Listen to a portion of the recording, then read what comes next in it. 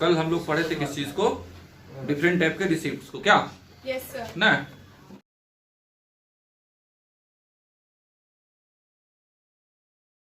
Receipts कितने type का था? दो टाइप का। कौन कौन सा? रेवेन्यू रिसिप्ट और कैपिटल रिसिप्ट। ठीक है, तो हम लोग एक चीज को और पढ़े थे कि हमारा जो बजट होता है जिसको गवर्नमेंट तैयार करता है उसका दो एस्पेक्ट होता है। कितना? दो एस्पेक्ट, यानी कि दो पक्ष। और वो दो पक्ष कौन कौन सा आता है? एक रिसिप्ट्स वाला और दूसरा एक्सपेंडिचर का। ठीक है, तो एक रिवेन्यू एक्सपेक्ट और एक एक्सपेंडिचर एक्सपेक्ट। रिवेन्यू में से कौन सा हम लोग दो टाइप का रिवेन्यू देखे हुए थे? कौन कौन सा था वो? एक हमारा रिवेन्यू रिसीप्ट और एक हमारा कैपिटल रिसीप्ट। ठीक है, आज हम लोग देखेंगे कि गवर्नमेंट खर्च किन किन चीजों पर करता है। ठीक है, क्योंकि अगर पैसा आएगा तो वो तो खर्च करने के लिए ही ना गवर्नमेंट को। ठीक है, तो आज हम लोग पढ़ेंगे किस चीज के बारे में? गवर्नमेंट के एक्सपेंडिचर के बारे में। ठीक है, जैसे हमारा रिसिप्ट दो टाइप का था या रिवेन्यू दो टाइप का था, रिवेन्यू रिसिप्ट और कैपिटल रिसिप्ट, उसी तरीके से हमारा एक्सपेंडिचर भी दो तरीके का होगा या दो टाइप का होगा। ठीक है, वो दो टाइप कौन कौन सा है? रिवेन्यू एक्सपेंडिचर और कैपिटल एक्सपेंडिचर। ठीक है, यहाँ एक्सपेंडिचर मतलब क्या होता है? एक फिस्कल ईयर में गवर्नमेंट के द्वारा किया गया खर्च। ठीक है, एक फिस्कल ईयर में गवर्नमेंट के द्वारा किया गया खर्च। Budget expenditure refers to estimated expenditure of the government during the fiscal year ना, एस्टिमेटेड, अनुमानित। ठीक है, अब रिवेन्यू एक्सपेंडिचर हम लोग किसको बोलेंगे? इसको देखना है। ठीक है, रिवेन्यू एक्सपेंडिचर ऐसा एक्सपेंडिचर होगा जिसके करने से एसेट इंक्रीज नहीं होगा। ठीक है, और ना ही लायबिलिटीज डिक्रीज होगा। ठीक है, ना तो एसेट इंक्रीज होगा और ना ही लायबिलिटीज डिक्रीज होगा। अब जैसे गवर्नमेंट हम लोगों को सब्सिडीज देता है, ठीक है, या गवर्नमेंट हम लोगों को स्कॉलरशिप देता है, या फिर गवर्नमेंट जो है वो सैलरी पे करता है, गवर्नमेंट सैलरी पे करता है। ठीक है, ओल्ड एज पेंशन, ये सब चीज देता है। तो क्या इससे गवर्नमेंट का कोई एसेट इंक्रीज हुआ? नहीं, और ना ही गवर्नमेंट का कोई लायबिलिटीज डिक्रीज हुआ। ठीक है, चलो तो इसको हम लोग कौन सा एक्सपेंडिचर बोलेंगे? Revenue expenditure. आगे बढ़ते हैं कैपिटल एक्सपेंडिचर के तरफ। कैपिटल एक्सपेंडिचर में क्या सब चीज आया हुआ है? तो कैपिटल एक्सपेंडिचर हम लोग उसको बोलेंगे जिसमें दो अलग अलग टाइप का कंडीशन होगा। ठीक है, वो दो कंडीशन क्या होगा कि कैपिटल एसेट इंक्रीज होगा या फिर लायबिलिटीज डिक्रीज हो जाएगा। या तो एसेट इंक्रीज या लायबिलिटीज डिक्रीज। लायबिलिटीज कैसे डिक्रीज होगा भाई? मान लो कि वर्ल्ड बैंक से लोन लिए हुए थे। किससे? वर्ल्ड बैंक से लोन कौन लिया? Indian government. और उस लोन का वो क्या कर दिया? रीपेमेंट कर दिया। तो इससे उसका लायबिलिटीज क्या हो जाएगा? घट जाएगा। आगे बढ़ते हैं हम लोग। Important items of capital expenditure in Indian government budget. Indian government budget में जो कैपिटल एक्सपेंडिचर है वो इंपॉर्टेंट, उसमें से कुछ सबसे पहले क्या है? Expenditure on land and building. किस चीज पर खर्चा करना? लैंड एंड बिल्डिंग पर। हम वाला expenditure on machinery and equipment. Third है परचेज ऑफ शेयर्स। फोर्थ है loans by the central government to the state government और स्टेट कॉर्पोरेशन। ठीक है, स्टेट गवर्नमेंट को या किसी दूसरे कॉर्पोरेशन को लोन दे दिया। कौन? Central government. ठीक है, फिर आगे बढ़ते हैं प्लैंड और नॉन प्लैंड एक्सपेंडिचर। यहाँ एक्सपेंडिचर को फिर से दो टाइप में बांटा हुआ है। कौन कौन सा? प्लैंड और नॉन प्लैंड एक्सपेंडिचर। ठीक है, अब हम लोग देखेंगे प्लैंड एक्सपेंडिचर कौन सा है, जिसके बारे में हम लोग पहले से ही प्लानिंग कर लेते हैं। ठीक है, अब जो एक्सपेंडिचर होगा उसको और दो टाइप से हम लोग बांट सकते हैं। ठीक है, जिसके बारे में पहले से ही फोरकास्टिंग किया गया है और जिसके बारे में पहले से फोरकास्टिंग नहीं किया गया। फोरकास्टिंग मतलब क्या होता है? अनुमान लगाना। ठीक है, या सोच लेना पहले से ही। प्लैंड एक्सपेंडिचर के बारे में है, planned expenditure refer to that expenditure which related to, जो किस चीज से रिलेटेड होता है? Specific plans and programmes of development. किस चीज से रिलेटेड? कोई विशेष प्रोग्राम या पॉलिसी जो किस चीज से रिलेटेड है? डेवलपमेंट से। ठीक है, इसके बाद assistance to the central government to the state government. It includes both revenue expenditure like assistance to the states and capital expenditure like expenditure on the construction of roads, bridges and hospital। इस सब के बारे में पहले से ही plan किया जाता है ना कि हम लोग किन चीजों को बनाएंगे ना।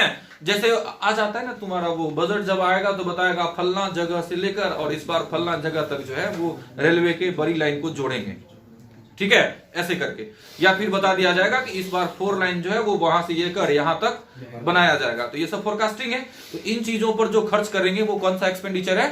Plan expenditure. बताया नॉन प्लान एक्सपेंडिचर के बारे में broadly all expenditure other than planned expenditure is classified as non planned expenditure। ये तो बड़ा आसान भाषा में बोल दिया हुआ है कि ऐसा कोई भी एक्सपेंडिचर जो कि प्लान एक्सपेंडिचर नहीं है तो वो कौन सा एक्सपेंडिचर है, non planned expenditure. Specially non planned expenditure related to expenditure on routine functioning of the government. Routine functioning क्या, जो हम लोग रोज रोज कर रहे हैं, ठीक है। तो सैलरी गवर्नमेंट का काम होता है पे करना, इस वजह से उसका प्लान नहीं किया जाता, ठीक है। It includes expenditure on such services as of law and order, defence and subsidies. क्या बोल रहे हैं कि ये उसका डेली का काम है करना, इस वजह से इसके बारे में कोई प्लानिंग नहीं होता है और इसको हम लोग कौन से एक्सपेंडिचर में रखते हैं, नॉन प्लान एक्सपेंडिचर में। इसके बाद है, अब हम लोग देख चुके हैं पहले से ही कि बजट एक्सपेंडिचर में हम लोग दो टाइप के एक्सपेंडिचर को लिए हुए थे। वो दो टाइप का एक्सपेंडिचर कौन कौन सा था, रेवेन्यू एक्सपेंडिचर, कैपिटल एक्सपेंडिचर। अब यहां आने के बाद फिर से हम लोग एक्सपेंडिचर को और दो टाइप से बांट दिए, प्लान एक्सपेंडिचर और नॉन प्लान एक्सपेंडिचर, ठीक है। तो बजट एक्सपेंडिचर में दोनों में से कोई भी फॉर्मूला को हम लोग लिखेंगे तो चलेगा, ठीक है। चलो फिर आगे बढ़ते हैं। अब आता है हमारा बजट डिफिसिट, ठीक है। डिफिसिट कहने का मतलब क्या होता है, पहले ये समझना होगा। डिफिसिट हम लोग एनपीओ में पढ़े हुए थे कि जब हमारा एक्सपेंडिचर साइड ज्यादा होता था किस चीज से, हमारे इनकम वाले साइड से, तो हम लोग इस बैलेंस को क्या बोलते थे, डिफिसिट, ठीक है। अब थोड़ा ध्यान से यहां सुनना कि यहां भी डेफिसिट मतलब क्या होता है, कमी। क्या होता है, कमी का मतलब क्या है कि अगर अभी गवर्नमेंट का एक्सपेंडिचर ज्यादा होगा और गवर्नमेंट का रिसीव्स कम होगा। अब देखो हम लोग चाहते तो हैं हम लोगों को सारा चीज फ्री में मिले, नहीं चाहते क्या, हम लोग चाहते हैं, लेकिन इससे गवर्नमेंट का लॉस होता है, ठीक है। इससे गवर्नमेंट का लॉस होगा, फिर गवर्नमेंट इसी लॉस के पूर्ति के लिए या तो उसको विदेश से लोन लेना पड़ेगा, आरबीआई से लोन लेना पड़ेगा, या फिर हम लोगों पर टैक्स के रेट को बढ़ाना पड़ेगा। क्यों ऐसा होता है, क्योंकि हम लोग चाहते हैं कि हम लोगों को सारा चीज क्या हो, फ्री में मिले। गवर्नमेंट जितना सारा चीज फ्री में दे रहा है हम लोगों को, वो सब गवर्नमेंट के लिए लॉस है, ठीक है। जिसके वजह से डिफिसिट बजट बनाना पड़ता है, डिफिसिट होता है बजट में, ठीक है। चलो सुनो थोड़ा, व्हाट इज बजट डिफिसिट। अब बजट डिफिसिट क्या है, हम लोग जान रहे हैं कि बजट डिफिसिट मतलब कौन सा साइड ज्यादा होना, एक्सपेंडिचर साइड, और कौन सा साइड कम होगा, रिवेन्यू साइड। आगे बढ़ जाते हैं इसके बाद, टाइप एंड मेजरमेंट, ठीक है। कि बजट डिफिसिट, तो एक मीनिंग हुआ यहां बजट डिफिसिट। अब है कि बजट डिफिसिट कितने टाइप का हो सकता है और उसका मेजरमेंट कैसे किया जाएगा, मतलब उसका कैलकुलेशन हम लोग कैसे करेंगे। तो बजट डिफिसिट आगे जाकर हमारा 3 टाइप में बदल जाता है, या 3 टाइप का होता है हमारा, ठीक है, बजट डिफिसिट। जिसमें फर्स्ट वाला कौन सा है, रिवेन्यू डिफिसिट, सेकंड वाला है हमारा फिस्कल डिफिसिट, और थर्ड वाला होता है हमारा प्राइमरी डिफिसिट, ठीक है। अब हम लोग आते हैं किस चीज पर, रिवेन्यू डिफिसिट पर। किस पर, गवर्नमेंट का रिसिप्ट 2 टाइप का था और एक्सपेंडिचर 2 टाइप का है। कौन कौन सा, कैपिटल और रिवेन्यू, ठीक है। अब इसमें से अभी रिवेन्यू डेफिसिट के बारे में पढ़ रहे हैं, तो दोनों हम लोग रिवेन्यू को ले लेंगे। कौन कौन सा, रिवेन्यू एक्सपेंडिचर और रिवेन्यू रिसीप्ट्स, ठीक है। अगर हमारा कौन सा ज्यादा होगा और कौन सा कम होगा, कि रिवेन्यू एक्सपेंडिचर ज्यादा होगा और रिवेन्यू रिसीप्ट्स कम होगा, तो हम लोग इसको क्या बोलेंगे, रिवेन्यू डेफिसिट। बात समझ में आया। गवर्नमेंट खर्च ज्यादा कर रहा है और गवर्नमेंट का इनकम कम है, जो रिवेन्यू वाला सोर्स था, यानी गवर्नमेंट का टैक्सेस से इनकम कम हुआ और गवर्नमेंट सब्सिडीज पर ज्यादा खर्चा किया, इनकम से ज्यादा, ठीक है। अब सोर्स से ज्यादा अगर एप्लीकेशन करेंगे, कमाएंगे कम, खर्चा करेंगे ज्यादा, तो हमारा निश्चित है लॉस में जाएंगे हम लोग, ठीक है।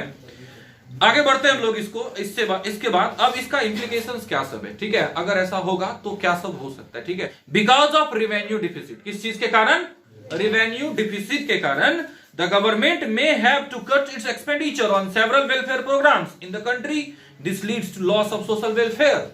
यानी अगर गवर्नमेंट का रिवेन्यू डिफिसिट होगा तो गवर्नमेंट को सोशल वेलफेयर को कम करना पड़ेगा, गवर्नमेंट को उन चीजों पर खर्च कम करना पड़ेगा जहां से उसका इनकम कम हो रहा है। तो गवर्नमेंट सोशल वेलफेयर को कम करने लगेगा धीरे धीरे, सब्सिडीज को कम करने लगेगा धीरे धीरे, ठीक है, क्योंकि गवर्नमेंट डिफिसिट में जा रहा है, लॉस में जा रहा है, ठीक है। इसकी सेकेंड वाला है, the government may have to raise funds through borrowing. अभी थोड़ी देर पहले ही बोले थे कि अगर डेफिसिट होगा, लॉस होगा, तो हम लोगों को लोन लेना पड़ेगा, तो लोन लेकर ही अब पूर्ति कर सकते हैं ना हम लोग, अगर लॉस हुआ है तो। This rises liabilities of the government and lowers it's credit worthiness. सोचो क्या होता है ना कि अगर मान लो कि हम लोगों का 10 लाख लोन लेने का कैपेसिटी है और हम लोग 5 लाख रुपए का लोन ले लिए हैं, तो अब हम लोग और कितना लोन ले सकते हैं, 5 लाख, ठीक है। इसको हम लोग बोलते हैं क्रेडिट वर्दीनेस, ठीक है। जितना हम लोगों को कोई लोन दे सकता है मैक्सिमम, ठीक ना। अब मान लो कि अगर गवर्नमेंट का बार बार डेफिसिट होगा, कंटिन्यूसली डेफिसिट हो रहा है, तो गवर्नमेंट लोन लेते जाएगा और लोन लेने की वजह से अब जो लेंडर है, जो इसको लोन दे रहा है, उसका भरोसा कम हो जाएगा और वो इसको कम लोन देगा। किसको? गवर्नमेंट को। अब क्या होता है ना कि पाकिस्तान को लोन देने से सब मना कर रहा है, क्योंकि वो पहले से ही लोन लेकर चाइना का लोन बहुत ज्यादा ले चुका है। हाँ, अब बात समझो क्या होता है कि अगर हमारा डिफिशियंसी होगा, यानी कि डिफिसिट अगर हमारा कंटिन्यूसली होगा, तो अब हम लोगों को डिज इन्वेस्टमेंट की तरफ आगे बढ़ना होगा। और डिज इन्वेस्टमेंट को हम कल तुम लोगों को बताए थे कि ये इन्वेस्टमेंट का उल्टा होता है। इन्वेस्टमेंट में एसेट क्रिएट होता है और डिज इन्वेस्टमेंट में हम लोग प्राइवेटाइजेशन की तरफ जाते हैं। किधर? प्राइवेटाइजेशन की तरफ जाते हैं। प्राइवेटाइजेशन मतलब क्या होता है कि जिन चीजों से हमको इनकम कम हो रहा है या जिस चीजों से हमको लॉस हो रहा है, उसको हम सेल कर देने का कोशिश करेंगे। तो गवर्नमेंट को जिस पब्लिक इंटरप्राइज से लॉस होगा, गवर्नमेंट उसको क्या कर देगा? प्राइवेट कंपनी को बेच देगा। नहीं, ऐसा करने से गवर्नमेंट का जो कंट्रोल है फॉरेन कंपनीज पर, वो कम हो जाएगा। गवर्नमेंट का जो कंट्रोल, गवर्नमेंट फॉरेन कंपनीज के शेयर्स को खरीद के रखता है, गवर्नमेंट के बदले में आरबीआई खरीदता है। लेकिन जब उस शेयर्स को हम लोग बेच देंगे तो फॉरेन कंपनीज पर जो हमारा कंट्रोल है वो खत्म हो जाएगा। इस तरीके से डोमेस्टिक हमारा जो इकोनॉमी है उस पर फॉरेनर कंपनीज का कंट्रोल बढ़ेगा, इंक्रीज होगा। ठीक है, और ये चीज गलत है, क्योंकि अंग्रेज भी तो यही करके गया ना। आया तो था बिजनेस करने के लिए, लेकिन करके रूल गया इधर से, नहीं शासन करके गया है। चलो, इसके बाद वाला कौन सा हमारा डेफिसिट? Fiscal deficit. ठीक है, फिस्कल डेफिसिट में हम लोग क्या करेंगे? टोटल एक्सपेंडिचर को लेंगे। इस बार पिछले वाले में देखा होगा, रिवेन्यू डेफिसिट में सिर्फ रिवेन्यू और रिवेन्यू को लिए हुए थे, रिवेन्यू रिसिप्ट और रिवेन्यू एक्सपेंडिचर को लिए हुए थे। लेकिन इस बार क्या करेंगे? टोटल एक्सपेंडिचर को लेंगे, टोटल रिसिप्ट को लेंगे, एक चीज को माइनस कर देंगे टोटल रिसिप्ट में से। वो चीज क्या है? बोरोइंग्स को। बोरोइंग्स मतलब लोन को। ठीक है, लोन को माइनस कर देना है किस चीज में से? टोटल रिसिप्ट में से। ठीक है, या टोटल रिवेन्यू बोल दें। इसका एक फॉर्मूला है कि total expenditure, revenue expenditure plus capital expenditure, इसमें से माइनस करेंगे हम लोग total receipts other than borrowings, जिसमें क्या सब है? Revenue receipts plus capital receipts other than borrowing. किसको छोड़कर? बोरोइंग को छोड़कर। अब फिर आगे बढ़ते हैं, इसका क्या इंप्लीकेशन है। ठीक है, अब इसके बारे में बताया गया कि fiscal deficit as an estimate of borrowing by the government. Fiscal deficit अगर हम लोग निकालेंगे तो हम लोग किस चीज को निकाल पाएंगे कि गवर्नमेंट के ऊपर लोन कितने का है। ठीक, अब इसमें सबसे पहले बताया इन्फ्लेक्शनरी स्पाइरल। क्या बताया? इन्फ्लेक्शनरी स्पाइरल। देखो, लोन जितना ज्यादा लेंगे इंटरेस्ट उतना ज्यादा पे करना पड़ेगा। ठीक है, यानी हमारा जो डोमेस्टिक इकोनॉमी है उसमें से पैसा ज्यादा बाहर की तरफ जाएगा, क्योंकि इंटरेस्ट जितना पे करेंगे उतना पैसा हमारे इकोनॉमी से बाहर चला जाएगा और धीरे धीरे महंगाई बढ़ता ही चला जाएगा। इसको हम लोग क्या बोलते हैं? इन्फ्लेक्शनरी स्पाइरल, कंटिन्यूअसली बढ़ता चला जाना। ठीक है, सुनो जरा। Borrowing from RBI is often linked to inflationary spiral in the economy. This is how it happens. अब ये कैसे होता है इसको समझना है। Borrowing from RBI increases money supply in the economy. हम लोग कल पढ़े हुए थे, या हम लोग बैंकिंग वाले चैप्टर में पढ़े हुए थे कि अगर हम लोग लोन लेंगे तो लोन को फिर हम लोग इकोनॉमी में खर्चा करेंगे, देश में खर्च करेंगे। गवर्नमेंट लोन लेकर खर्च करेगा और लोन लेकर खर्च करने से हमारा क्या बढ़ जाएगा? मनी का सप्लाई, मनी का सप्लाई बढ़ेगा। आगे है, increase in money supply leads to increase in the general price level. लेकिन अगर मनी का सप्लाई बढ़ जाता है, कल भी हम लोग इस चीज को पढ़े थे कि लोगों के पास पैसा ज्यादा होगा तो महंगाई बढ़ेगा। तो अगर गवर्नमेंट क्या होता है? लोन लेता है, मनी का सप्लाई इकोनॉमी में करेगा तो महंगाई क्या हो जाएगा? बढ़ जाएगा। फिर आगे क्या है? A persistent increase in general price level over a period of time leads to inflationary spiral. और ये चीज अगर कंटिन्यूअसली कुछ साल चलता रहा तो इसके वजह से क्या होगा? इन्फ्लेक्शनरी स्पाइरल। इसके बाद वाला कौन सा है? नेशनल डेब्ट। नेशनल डेब्ट यानी राष्ट्रीय ऋण। ठीक है, इस बारे में क्या, तो हम लोग जान रहे हैं कि फिस्कल डेफिसिट जितना ज्यादा होगा लोन उतना ज्यादा होगा गवर्नमेंट के ऊपर।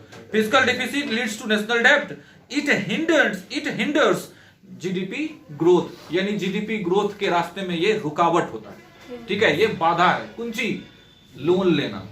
ठीक है, क्योंकि लोन लेने की वजह से हम लोगों को क्या पे करना पड़ेगा? इंटरेस्ट पे करना पड़ेगा। ठीक है, because a significant percentage of national income is used to pay the past डेब्ट। क्योंकि हम लोगों का जो मैक्सिमम अमाउंट होगा वो पिछले वाले लोन को पेमेंट करने में ही हमारे इकोनॉमी से चला जाएगा। ठीक है, अब आगे क्या है, vicious circle of high fiscal deficit and low GDP growth. ठीक है, ये खतरनाक हो जाएगा। कुंची सब, एक तो ज्यादा फिस्कल डेफिसिट और जिसके वजह से जीडीपी ग्रोथ क्या होगा, कम होगा। फिर दोनों एक दूसरे को फिर बढ़ाएगा। जीडीपी ग्रोथ अगर कम होगा तो मेरा इनकम कम होगा, मेरा इनकम कम होगा, हमको लोन ज्यादा लेना पड़ेगा, हम ज्यादा लोन लेंगे, फिर इन्फ्लेशनरी स्पाइरल होगा। समझ रहे हो बात को? इसी चीज को लिखा हुआ है, constantly high fiscal deficit lead to a situation where GDP growth remains low. GDP growth हमारा क्या हो रहा है, कम है या कम है, low, because of high fiscal deficit. किस चीज के कारण, ज्यादा फिस्कल डेफिसिट होने के कारण मेरा जीडीपी ग्रोथ क्या है, कम है। अब फिर सोचो कि जीडीपी ग्रोथ अगर कम होगा तो गुड्स और सर्विसेज का प्रोडक्शन तो होगा नहीं, फिर से हम लोगों को लोन लेना पड़ेगा, फिर अगर लोन लेंगे तो फिर फिस्कल डेफिसिट बढ़ेगा। यानी ये चीज कंटिन्यू चलता रहता है। आगे क्या है, क्राउडिंग आउट। ठीक है, क्या है, crowding out. High fiscal deficit lead to crowding out effect. This is a situation when high borrowing by the government owing to high fiscal deficit reduces the availability of funds in the money market. Money market में किस चीज का अभाव हो जाना, fund का। जो government की तरफ से जो पैसा हो रहा था खर्चा, उस चीज का क्या हो जाएगा, अभाव। क्योंकि हम लोग अभी थोड़ा देर पहले ही पढ़े थे कि गवर्नमेंट के ऊपर अगर लोन होता है ज्यादा तो गवर्नमेंट क्या करता है, खर्च करना कम करता है, इन्वेस्टमेंट करना कम करता है। For the private investors accordingly overall investment in the economy is reduced. तो इस तरीके से पूरा जो हमारा इन्वेस्टमेंट है मनी मार्केट में वो क्या हो जाएगा, कम हो जाएगा। इसके बाद वाला क्या है, इरोजन ऑफ गवर्नमेंट क्रेडिबिलिटी। इसी चीज को हम लोग थोड़ा देर पहले भी बोले थे कि जितना ज्यादा हम लोग लोन लेंगे हमारा क्रेडिट वर्दीनेस क्या होता जाएगा, घटता जाएगा। फिर विदेश से हम लोगों को लोन लेने का जो कैपेसिटी है वो और भी कम हो जाएगा। चलो, इसके बाद वाला है क्या, प्राइमरी डिफिसिट। क्या है, प्राइमरी डिफिसिट। अब हम लोग प्राइमरी डिफिसिट किसको बोलते हैं, ठीक है। तो प्राइमरी डिफिसिट में हम लोग क्या करेंगे, पहले फिस्कल डिफिसिट लेंगे और फिस्कल डिफिसिट में से हम लोग माइनस क्या किस चीज को करेंगे, इंटरेस्ट पेमेंट को। ठीक है, जितना हम लोगों को इंटरेस्ट पेमेंट करना है उसको हम लोग माइनस करेंगे किस चीज में से, फिस्कल डिफिसिट में से। अब इसका इंप्लीकेशंस क्या सब है, implications of primary deficit are similar to those of fiscal deficit. ये किस चीज के बराबर है, फिस्कल डिफिसिट के जैसा ही है। इसमें सिर्फ और सिर्फ एक डिफरेंस है कि फिस्कल डिफिसिट में से हम लोग किसको माइनस कर देंगे, loan payment, sorry interest payment को। The only difference is that primary deficit does not carry the load of interest payment on account of the past loans. यानी पिछले लोन पर जो हम लोगों को क्या पे करना पड़ रहा है, इंटरेस्ट, उसको इसमें से सिर्फ हम लोग किसमें से, फिस्कल डिफिसिट में से माइनस कर देंगे। ठीक है, चलो इसके बाद फिर हम लोग आगे बढ़ते हैं। बैलेंस्ड बजट क्या होता है, पहले सुनो थोड़ा ध्यान से। बैलेंस्ड बजट कहने का मतलब होता है दोनों साइड का क्या हो जाना, बराबर हो जाना। दोनों साइड बराबर हो जाना। वो दोनों साइड कौन कौन सा है, रेवेन्यू और एक्सपेंडिचर। रेवेन्यू साइड और एक्सपेंडिचर साइड क्या हो जाना, बराबर हो जाना। ठीक है, अब सुनो, सबसे पहले क्या है कि बैलेंस्ड बजट मतलब क्या, कि गवर्नमेंट का जो रिसीप्ट और गवर्नमेंट का जो एक्सपेंडिचर है वो दोनों क्या होगा, बराबर होगा। Merits and demerits of balanced budget. ठीक, merits and demerits of balanced budget क्या है भाई, सबसे पहले है द गवर्नमेंट, मेरिट में है the government does not indulge in wasteful expenditure. Government किस चीज में नहीं है, वेस्टफुल, खराब टाइप का एक्सपेंडिचर नहीं कर रहा है। मतलब ऐसा कोई एक्सपेंडिचर गवर्नमेंट नहीं कर रहा है जहां से गवर्नमेंट का कोई इनकम नहीं हो। ठीक है, मतलब बर्बाद नहीं करेगा पैसा को, खर्चा उस टाइप के खर्च को कम करेगा। सेकंड क्या है, a balanced budget ensures financial stability. अगर बैलेंस्ड बजट है तो फाइनेंशियल स्टेबिलिटी होगा। It signals fiscal discipline in the economy. तो इस तरीके से हमारा फिस्कल डिसिप्लिन होगा, मतलब गवर्नमेंट के ऊपर लोन नहीं होगा। चलो आगे बढ़ते हैं। However, during the general depression of 1930s, the policy of balanced budget was severely criticized. यानी 1930s में जो महामंदी आया, डिप्रेशन आया, उस टाइम में इस बैलेंस्ड बजट का क्रिटिसाइज किया गया, मतलब इसका आलोचना किया गया। यानी उस टाइम में ये बोला गया कि ये जो हमारा बैलेंस्ड बजट है वो सही नहीं है। लेकिन किस टाइप के इकोनॉमी के लिए, अंडर डेवलप्ड इकोनॉमीज के लिए। It was then that the following shortcomings of a balanced budget was highlighted. तो इस तरीके से 1930s के ग्रेट डिप्रेशन के बाद हम लोग इस बैलेंस्ड बजट का कुछ डिमेरिट निकाल कर लाए या लिमिटेशंस निकाल कर लाए। सबसे पहले क्या है कि balanced budget does not offer any solution to the problem of unemployment. यानी बैलेंस्ड बजट में अनएम्प्लॉयमेंट को दूर करने वाली कोई संभावना या कोई अपॉर्चुनिटी नहीं है। Particularly when unemployment is linked with the lack of aggregate demand. हमारा जो अनएम्प्लॉयमेंट है वो किस चीज के कारण है? एग्रीगेट डिमांड के कम होने के कारण। क्यों डिमांड तभी कम होता है ना जब लोगों के पास पैसा कम होगा, तो उस टाइम में तो पैसा के बढ़ाने की जरूरी है, तो गवर्नमेंट को एक्स्ट्रा इन्वेस्टमेंट की जरूरी है, लेकिन गवर्नमेंट कर तो नहीं रहा है क्योंकि उसको बैलेंस बजट बनाना है। सेकंड क्या है इसमें कि balance budget is not conducive to growth in less developed countries. कि start of growth in this economies depends on the big push of investment expenditure by the government. यानी उस type के economy के लिए जहां गवर्नमेंट के investment की जरूरत है लेकिन गवर्नमेंट खर्चा नहीं कर रहा है ज्यादा, तो इस टाइप का इकोनॉमी कभी आगे बढ़ नहीं पाएगा। तो इस वजह से किस चीज की जरूरत है भाई?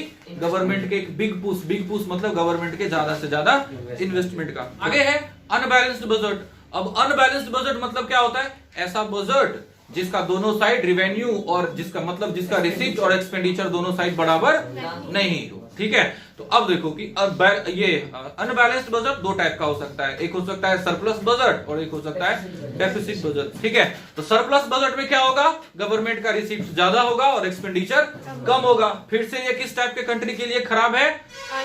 जो अंडर डेवलप्ड कंट्रीज है उसके लिए ये खराब है, और जो डेवलप्ड कंट्री है उसके लिए ये चीज ठीक है, क्योंकि अंडर डेवलप्ड कंट्रीज में गवर्नमेंट के इन्वेस्टमेंट की जरूरत होती है। ठीक है, और उस टाइम में भी अगर हम बोलेंगे कि नहीं हम सरप्लस बजट ही बनाएंगे अपना, यानी कमाएंगे ज्यादा और खर्च करेंगे कम मतलब सब्सिडीज कम देंगे, लोगों को ओल्ड एज पेंशन कम देंगे, इन्वेस्टमेंट कम करेंगे, लेकिन लोगों से टैक्स के रूप में ज्यादा पैसा लेंगे, तो लोग मरमेन करेगा उस टाइम में। ठीक है, तो सरप्लस बजट है उसमें क्या होगा? गवर्नमेंट का रिसीप्ट ज्यादा और गवर्नमेंट का एक्सपेंडिचर कम, तो सरप्लस हम लोग बोलेंगे। और डेफिसिट बजट हम लोग पहले से ही पढ़ चुके हैं, गवर्नमेंट का एक्सपेंडिचर क्या होता है?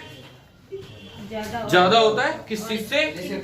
रिसीप्ट से। ठीक है, अब हाँ इनकम की बात होगा। ठीक है, देखो क्या होता है, अगर मान के चलो कि हमारा कौन सा है डेफिसिट बजट हम लोग बना रहे हैं, कौन सा डेफिसिट बजट बना रहे हैं, और इकोनॉमी में पैसा पहले से ज्यादा है, इकोनॉमी में पैसा पहले से ज्यादा है, महंगाई है पहले से, मान लो महंगाई है पहले से, और हमारा गवर्नमेंट कौन सा बजट बनाया हुआ है?